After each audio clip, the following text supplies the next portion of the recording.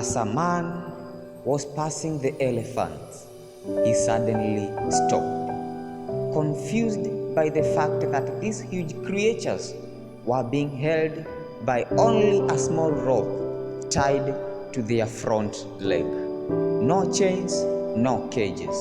It was obvious that the elephants could at any time can break away from their bonds, but for some reason they did not.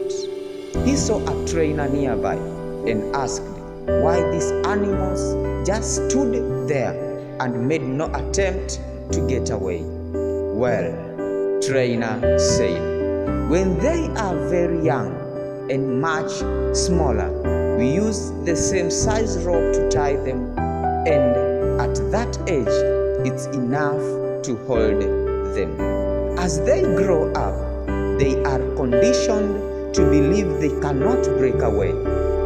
They believe the rope can still hold them, so they never try to break free. The man was amazed.